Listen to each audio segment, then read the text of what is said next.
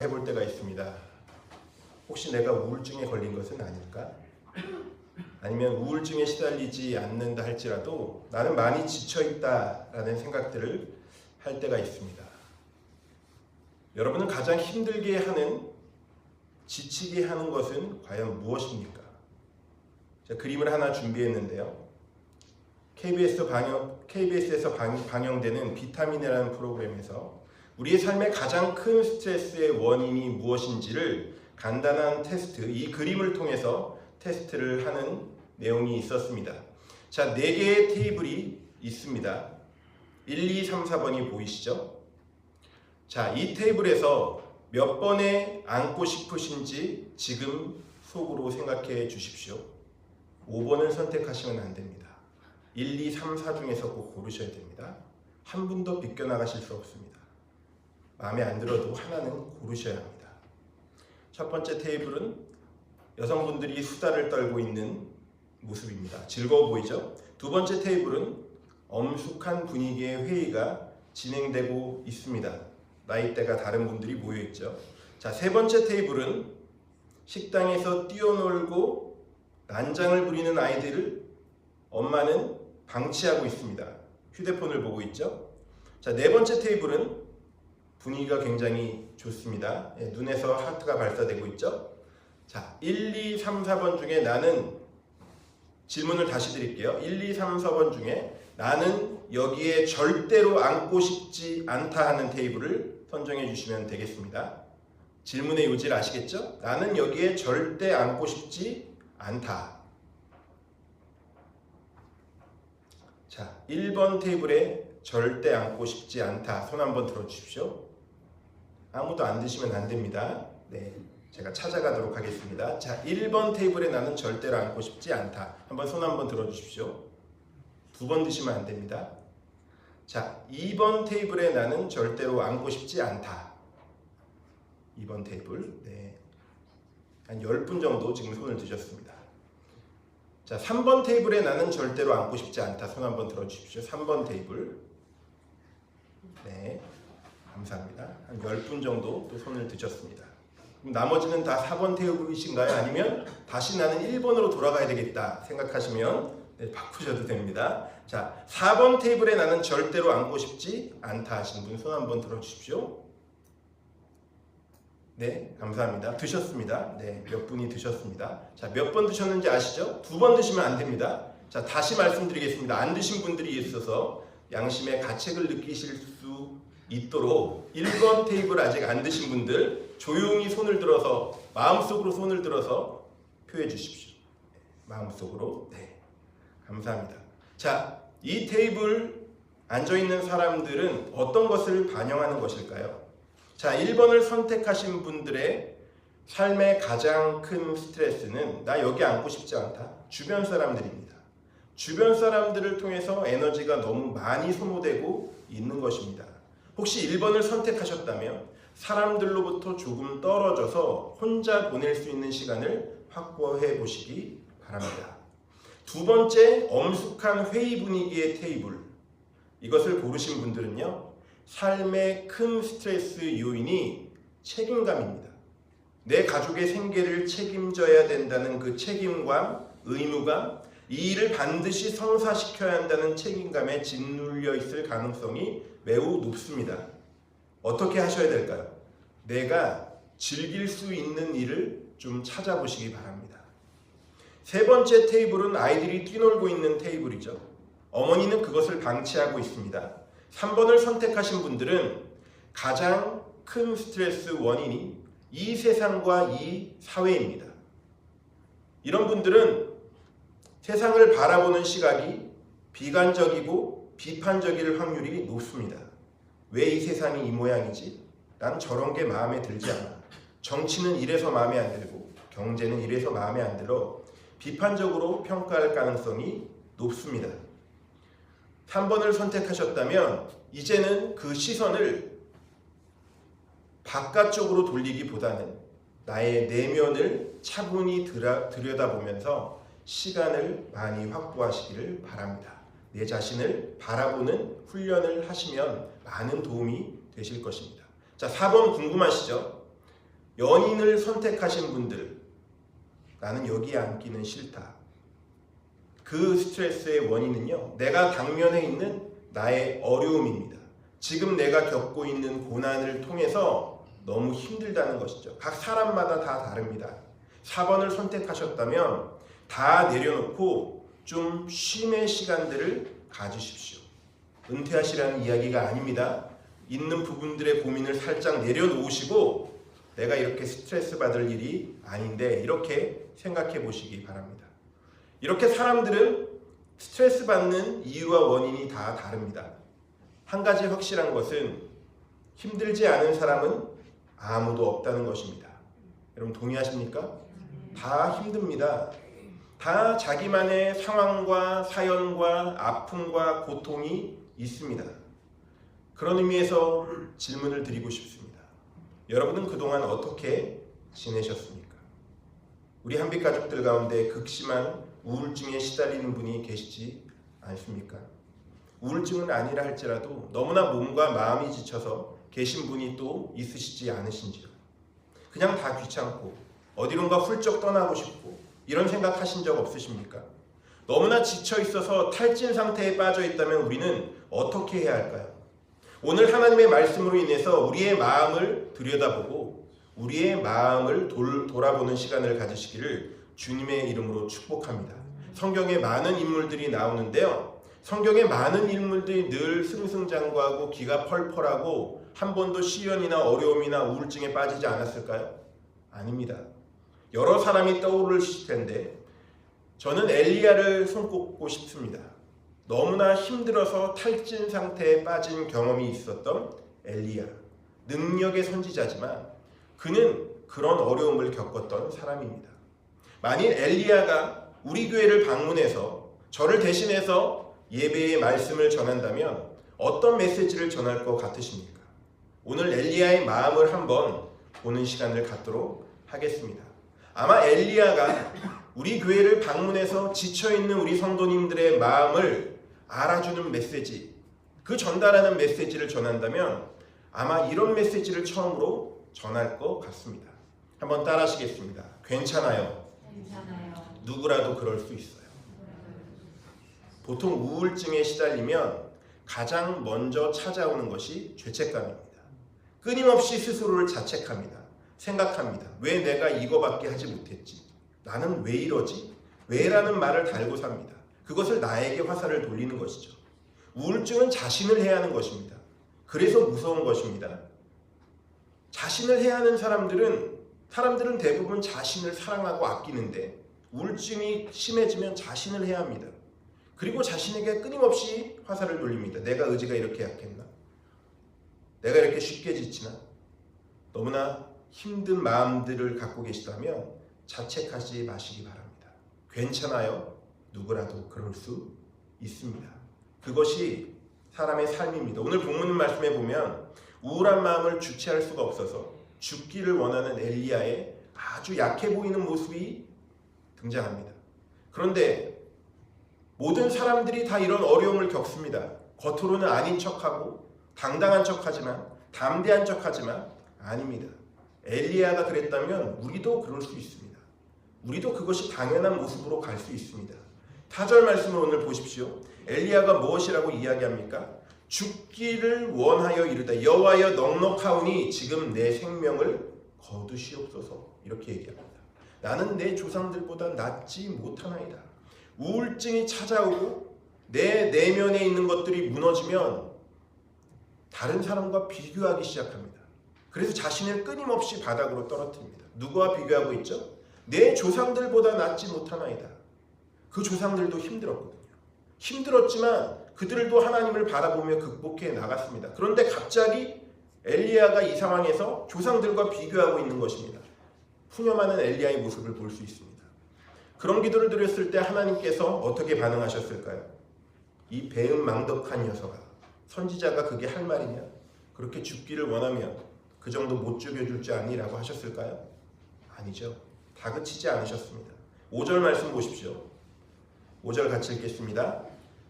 로뎀나무 아래 누워 자더니 천사가 그를 어루만지며 그에게 이르되 일어나서 먹으라 하는지라. 하나님은요, 우리가 잘 먹으면 좀 회복되는 걸 아십니다. 잘 먹여주십니다. 천사를 보내서 그를 어루만지십니다. 이 표현에 주목해 보십시오. 어루만지십니다. 터치죠.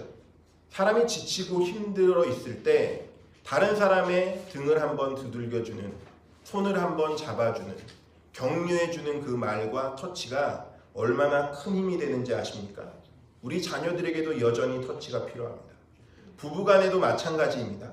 부모 자식 간에도 마찬가지, 연세가 드신 어머니 아버지를 두고도 마찬가지입니다. 우리는 서로 가슴을 품어주고 토닥토닥 격려해주는 것이 필요합니다. 하나님께서는 천사를 통해서 물과 떡도 제공해 주십니다.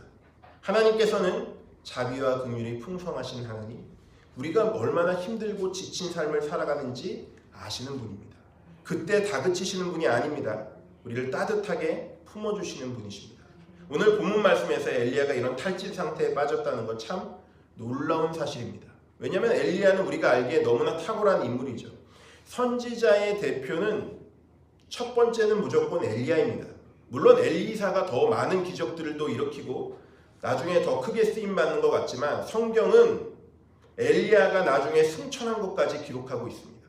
엘리야는요, 선지자의 대표입니다. 누가복음 9장의 변화산상에서 누가 등장하죠? 율법의 대표인 모세와 선지자의 대표는 엘리야가 등장하여서 예수님과 함께 대화를 나눕니다. 구약의 대표적인 두 인물입니다. 왜 이 두 사람일까요? 걸출한 인물들이 많은데 왜 야곱이나 요셉이나 예레미야나 다윗이 아니라 이 두 사람일까요? 대표성 때문입니다. 율법을 대표하는 모세와 선지자를 대표하는 엘리야입니다. 대표하는 사람에게 우울증이 왔습니다. 탁월한 사람도 이런 탈진 상태에 빠질 수가 있다는 것을 성경은 이야기합니다. 성경은요, 우리의 연약함을 감추지 않습니다. 믿음의 사람들이 위대한 사람으로 포장하고 있지 않습니다. 다윗의 범죄를 드러냅니다. 엘리야의 연약함을 드러냅니다. 몇 번을 죽기를 구하는 것들을 보여줍니다. 베드로가 예수님 그 계집종 앞에서 예수님을 3번 부인하고 저주하며 부인하는 것도 감추지 않고 다 기록하고 있습니다. 인간은 하나님의 은혜가 아니면, 하나님이 붙잡아 주시지 않으면 연약하다는 것을 보여주는 것입니다. 엘리야요, 마찬가지입니다. 엘리야가 위대한 것이 아니라 하나님이 위대하십니다. 그는 그 앞장에서 갈멜산 850대의 승리를 하는 위대한 모습을 보입니다. 그가 기도할 때 하늘에서 불이 내렸고 하나님이 이 일을 허락하셨습니다. 정말 능력의 종입니다. 그렇게 위대하고 뚝심이 강했던 담대했던 사람이 어느 한순간 무너져 내릴 수 있는 것이 인간의 한계입니다. 우리의 연약함입니다. 그게 바로 인간입니다. 그걸 너무 이상하게 볼 이유가 없습니다. 중요한 것은 그 낙심과 넘어짐의 자리에서 어떻게 일어나야 하는 것입니다. 어떻게 빨리 일어날 것이냐, 계속 주저앉고 사단의 놀이개감이 되지 않고 무너져 있지 않을 수 있을 것이냐, 이것을 봐야 하는 것이죠. 엘리야 이야기만 아닙니다. 모세는 어떻습니까? 모세는 젊은 날에 자신의 주먹을 믿고 살던 사람이었습니다. 40년 미디아의 광야 생활을 그가 떠돌면서 그의 마음은 너무나도 가난해져 있었습니다. 그래서 하나님이 친히 나타나셔서 내가 너와 함께 하시겠다고 약속하시는데 거기에 발뺌하며 도망가기에 바빴던 사람이 저는 아니라고, 나는 입술이 둔하다고 얘기했던 사람도 모세입니다. 이스라엘의 황금기를 열었던 다윗은 어땠을까요? 시편을 보면 찬양하고 하나님의 소망을 노래하는 내용이 가득 차 있지만, 그러나 그가 인생에서 겪었던 절망과 슬픔과 고독은요, 이 노래로 표현할 수 없는 많은 슬픔들이 가득 차 있는 것이 시편입니다. 탄원시, 비탄시, 한탄시, 이런 시들이 많습니다. 우리가 노래로 된 찬양만 좀 봐서 그렇지 다윗은요, 비탄의 시도 많이 지었습니다. 예수님께서 여자가 낳은 사람보다 이보다 더 큰 자가 없다고 극찬했던 누군지 아시죠? 세례 요한도 예수님 처음 만났을 때 그가 뭐라고 이야기합니까? 보라, 세상 죄를 지고 가는 하나님의 어린 양이로다. 한눈에 알아봅니다. 예수님이 하나님 아들 되심을, 메시아 되심을 그가 알아봅니다. 그런데 요한복음 3장 30절에 보면 그는 이렇게까지 고백합니다.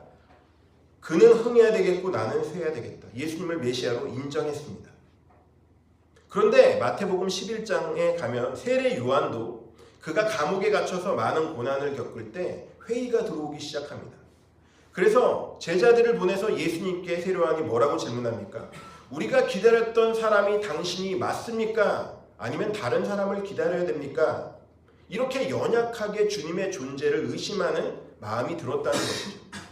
세례 요한같이 능력이 있었던 사람도, 사도 바울같이 우리가 존경하고 닮고자 하는 믿음의 사람도 로마서 7장에서 그는 비명을 지르고 있습니다. 내가 원하는 바 선은 행하지 아니하고 내가 원치 않는 바 악을 행하는도다. 오라 나는 곤고한 사람이다. 절규하고 있습니다. 이것이 인간의 연약함입니다. 엘리야는 그것을 알기에 만약에 엘리야가 우리 교회를 이 순간 방문해서 어떻게 이야기해 줄 수 있겠느냐는 생각을 해볼 때 괜찮다고 이야기해 줄 것입니다.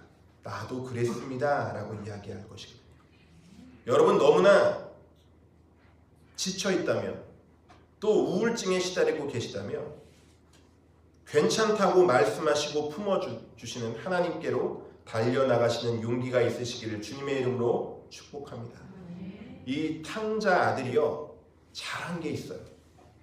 다 잘못했습니다. 아버지께로 돌아가기로 한 것은 잘한 거예요. 다른 데 가지 않고요. 아버지께로, 아버지는 나를 받아주겠지. 그렇게 간 것입니다. 하나님의 품으로 달려가면 답이 있습니다. 자꾸 다른 데서 찾으니까 어려움이 생깁니다. 하나님의 품 안에 참된 안식과 평안이 있는 줄로 믿습니다. 엘리야가 우리 교회를 방문해서 지쳐있는 성도님들에게 두 번째 메시지를 전한다면 어떤 메시지를 전할까요? 한번 따라하시겠습니다. 인내하십시오. 이 고난도 끝이 있습니다. 뒤에 거를 안 따라하셔서 다시 한번 안 한 것처럼 하도록 하겠습니다. 인내하십시오. 이 고난도 끝이 있습니다. 엘리야는 분명히 이렇게 이야기할 것입니다. 왜냐하면 그가 로뎀나무 아래 털썩 주저앉아서 죽기를 구하고 있습니다. 로뎀나무요, 이 피아노보다 작은 사이즈의 나무입니다. 이거보다 키가 작아요. 로뎀나무. 거기 사람 들어갈 수 없습니다. 얼마나 마음이 낮아져 있는지 로뎀나무 안에서 죽기를 구하고 있는 그의 모습을 볼 수 있습니다. 엘리야는 도대체 왜 이렇게 지쳤을까요? 왜 이렇게 탈진하게 되었을까요? 우리가 표면적으로 볼 때는 그냥 이세벨 왕후가 너를 죽이겠다라고 해서 그 말에 겁을 먹고 이렇게 한 것으로 생각할 수 있습니다. 열왕기상 18장 오늘 본문의 한 장 앞에 보면은 850대 1로 바알 아세라 선지자들과 싸우는 엘리야를 볼 수 있는데 그때는 굉장히 당당했습니다. 뚝심도 있었고 하나님의 사람의 모습이었습니다. 그런데 왜 그는 바로 뒤에 장에서 탈진하게 되었을까요? 왜 죽기를 구하게 되었을까요? 전체적인 배경을 우리가 살펴봐야 합니다. 당시는요 무슨 기간이었냐면 가뭄의 기간이었습니다. 3년 반이나 되는 가뭄.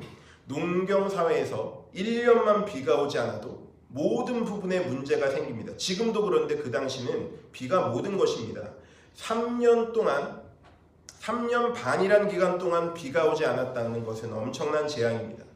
극심한 어려움과 식량난과 재정난에 허덕였을 것입니다. 엘리야도 마찬가지였습니다. 그 가뭄을 피해갈 길이 없었습니다. 단지 하나님께서 사르밧 과부에게 보내셔서 일용할 양식을 엘리야에게 허락하셨습니다. 굉장히 힘들었겠죠. 그렇게 같이 있는다는 자체가 얼마나 힘든 일입니까? 그보다 더 큰 문제는 전국적인 영적 암흑기였다는 것입니다. 아무도 하나님을 찾지 않습니다. 엘리야도 얼마나 힘들었을까요? 몸도 마음도 지쳐있는 상황이었습니다.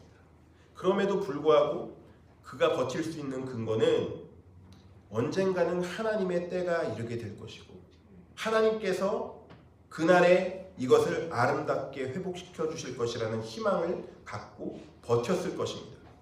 그런데 하나님의 때가 이르렀습니다. 바알과 아세라 선지자를 다 물리쳤고 이제 하나님께서 비를 주셨습니다. 비가 내렸으니까 모든 것이 끝났을 것이라고 생각했을 수 있습니다. 비를 여시는 하나님, 하늘의 문을 여시는 하나님, 그 하나님께 엘리야는 감사했을 것입니다. 드디어 끝났구나 생각했을 것입니다. 그동안 참 힘들었다. 참 지쳤다. 이 가뭄 가운데서 드디어 하나님이 능력을 보여주시는구나 라고 생각했을 것입니다. 너무 기뻤겠죠. 그런데 어찌된 일인지 바로 다음에 이세벨 왕후가 통첩을 보냅니다. 너가 우리 바알 아세라 선지자들을 다 죽였어. 그럼 나도 너를 반드시 죽일 거야.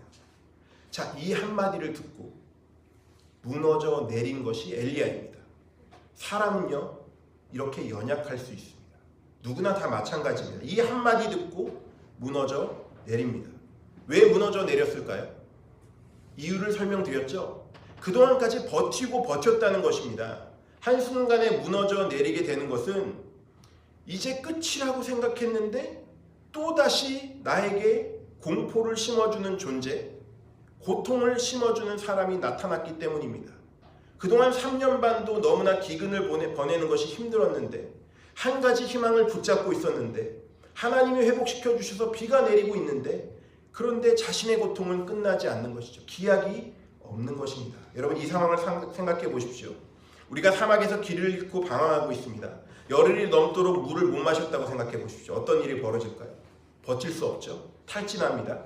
저 멀리서 오아시스가 보입니다. 즉시 달려가서 물을 먹으려고 할 것인데 달려가서 봤더니 신기루입니다. 없는 현상이에요. 여러분 어떻게 하시겠습니까? 버티실 수 있겠습니까? 10일 동안 물을 먹지 못했습니다. 내 상황이 아니라고 별로 동감하지 못하시는 것 같은데 정말 그게 신기루고 잡을 수가 없는 물이에요. 털썩 주저앉아 버릴 것입니다. 이것이 엘리야의 상황이었습니다. 하나님이 회복시켜 주실 것을 바라고 바랬는데 다시 고통이 찾아오는 것이죠. 왜냐하면 이세벨 왕후의 권력은 당시에 절대적으로 보였거든요. 나의 생명을 죽이겠다고 그가 맘만 먹으면 언제든지 죽일 수도 있다라는 생각을 하게 되는 것입니다. 도망자로 살아야 되나 그가 무너져 내린 것이죠. 그 생각을 하니까 힘든 것입니다.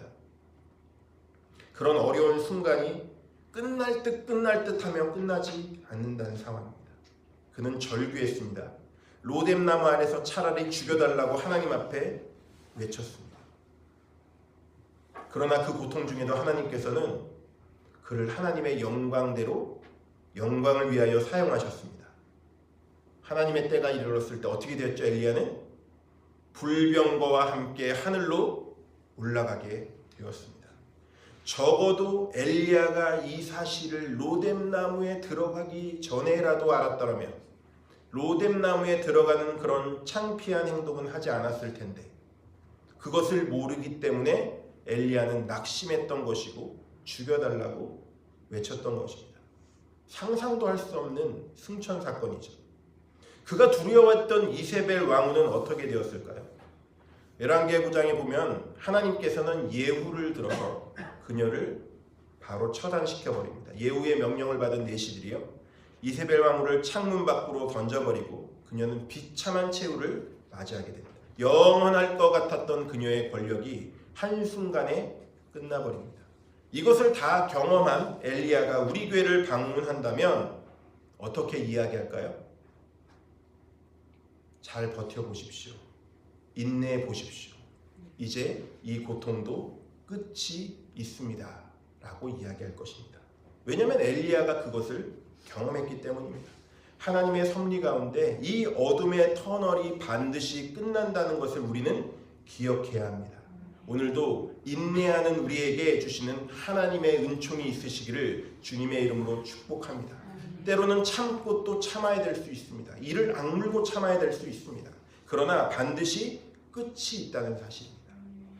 마지막 세 번째로 엘리야가 우리 교회에 방문해서 우리를 위로한다면 어떤 이야기를 할까요? 한번 따라 하시겠습니다. 결단하세요. 한 걸음씩 꾸준히 가세요. 결단하기를 촉구할 것입니다. 그리고 한 걸음씩 꾸준히 전진할 것을 이야기할 것입니다. 4절 말씀에 분명히 죽기를 소원했습니다.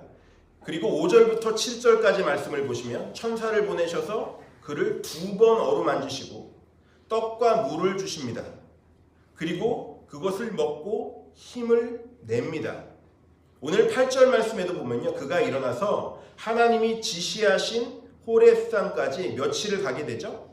40일 밤낮을 걸어가는 것을 우리가 보게 됩니다. 생각만 해도 굉장히 먼 길입니다. 자, 지도에서 찾아보면요, 이 길은 370km나 되는 아주 먼 여정입니다. 조금 떡과 물을 먹었다고 해서 갑자기 40일을 밤낮을 갈 수 있는 그 열정이 생겼을까요? 그건 말이 안 되죠. 너무나 지쳐 있었습니다. 한 발자국 떼기도 힘든데 죽여달라고 했던 사람이 어떻게 그거 잠깐 먹었다고 금방 40일 밤낮을 달려갈 수 있었을까요? 그러면 엘리야가 어떻게 그 자리를 박차고 일어나서 다시 힘을 얻을 수 있었냐면, 이것을 아는 것이, 이 비결을 아는 것이 참 중요합니다. 엘리야의 삶에는 하나님께서 어떤 특별한 사인을 보여주셨기에 이런 신비한 체험을 했을까, 이런 능력을 얻었을까 우리가 생각할 수 있지만 비결은 그것이 아닙니다. 엘리야는 아무런 영감이나 아무런 특별한 은혜를 받아서 그랬다기보다는 그냥 순종했습니다. 굉장히 허무하죠? 이게 뭐지? 라는 생각이 들 수 있습니다. 건강한 신앙생활의 가장 중요한 기본은요, 무슨 특별한 은혜를 베풀어 주시고 특별한 영감이 있고 나에게만 특별한 사인과 신비적인 체험을 주셔서 우울증을 극복하고 그것에 벗어나서 전진하고 놀랍게 뛰어다니고 매일매일의 삶 가운데 그런 일이 일어나는 것이 아닙니다. 신앙생활의 기본기는요, 매일매일 아무런 영감이나 특별한 감동이나 특별한 느낌이나 특별한 감정이 없어도, 뜨거운 마음이 솟구치지 않아도 그냥 순종하는 것입니다. 순종한다는 것은 하루하루 결단하고 순종의 발걸음을 내딛는 것입니다. 그가 있는 곳은 지금 브엘세바입니다. 호렙산까지 370km, 350km라고 하는 경우도 있고, 어쨌든 350km 전후의 거리를 갑니다. 하나님이 특별한 사인을 보여주셔서 가는 거 아닙니다. 하나님께서 그 순간에 놀라운 계시를 주셔서 가는 것이 아닙니다. 특별한 마음의 은혜가 있어서 가는 것이, 느낌이 있어서 가는 것이 아니라 엘리야가 했던 것은, 따라하시겠습니다, 순종하기로 결단했습니다. 순종하기로 결단한 순간부터 이 일은 일어났습니다. 그리고 하나님께서 그 첫 발걸음을 내디딜 때 힘을 주시기 시작했습니다. 40주 40야를 가게 됩니다. 여러분, 350km에서 70km 거리 며칠이면 걸을 수 있을 거라고 생각하세요? 40일 걸릴까요? 안 걸리겠죠. 40일 안 걸리는데 왜 40주 40야를 갔을까요? 많은 학자들은 이렇게 이 상황을 해석합니다. 그냥 달려간 것이 아니고 엘리야는 가다 서다 기도하다 예배하다 묵상하다 이렇게 해서 그곳까지 갔을 것이다. 40일을 갔을 것이다. 이렇게 많은 학자들이 이야기합니다. 몸은 탈진해 있습니다. 피곤합니다. 마음도 지쳐 있습니다. 뛰어간다는 것은 쉽지 않습니다. 다른 사람보다 시간이 많이 걸립니다. 하지만 중요한 것은 끝까지 순종함으로 그 길을 걸어가는 것입니다. 어떤 특별한 일이 있어서가 아니라 내가 하기로 했던 그것을 비가 오나 눈이 오나 무엇이 있든지 상관없이 걸어가는 것입니다. 그리고 하나님과 독대하는 호렙산 앞에 머물렀을 때 하나님을 만나게 됩니다. 그때 하나님께서 말씀해 주시죠. 이게 바로 신앙생활입니다. 은혜가 임했기 때문에 순종하는 것이 아니라 순종이 차곡차곡 쌓이다 보니까 우리의 일상 가운데 하나님의 은혜가 되는 것이고 하나님의 역사하심을 경험하게 되고 때로는 하나님이 함께 하시는 숨결을 느끼게 되고 하나님의 마음속의 음성을 들려주시는 날들이 오더라는 것입니다. 먼저 선행되어야 할 것은 내 생각이 아니라 내 판단이 아니라 내 경험이 아니라 따라하시겠습니다. 순종입니다. 내가 순종의 발걸음을 떼면 그 다음부터 역사는 일어납니다.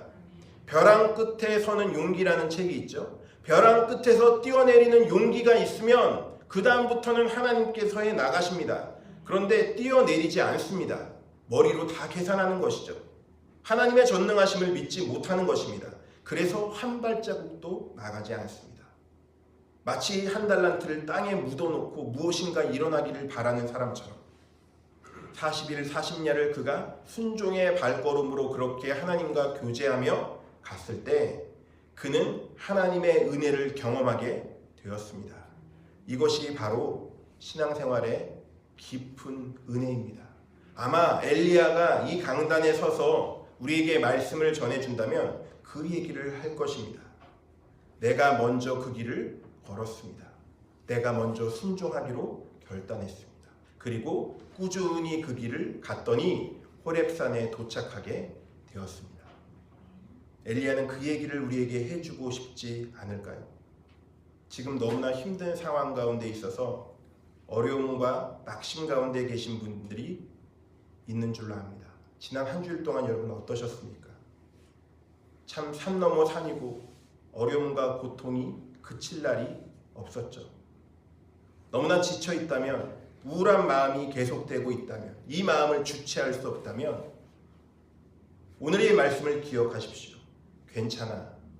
누구도 그럴 수 있어. 하나님이 따뜻하게 품어주실 것입니다.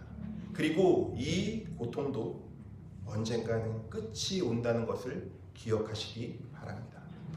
이세벨도 그렇게 죽었습니다. 끝날 것 같지 않던 권력도 끝나는 날이 왔습니다. 그리고 이제 하나님의 말씀의 인도함대로 꾸준히 그 길 가운데 순종하며 걸어가시는 결단이 있으시기를 예수님의 이름으로 축복합니다. 우리가 결단하지 않으면, 우리가 순종의 발걸음을 떼지 않으면 아무런 일도 일어나지 않습니다. 그러나 우리가 결단하기로 마음을 먹고 순종의 발걸음을 떼는 순간부터 기적은 시작될 것입니다. 우리의 순종의 발걸음을 이끄시는 분이 누구이십니까? 바로 하나님이시기 때문에 그렇습니다. 그 하나님의 역사와 능력이 우리의 삶을 이끌어 나가실 줄로 확신합니다.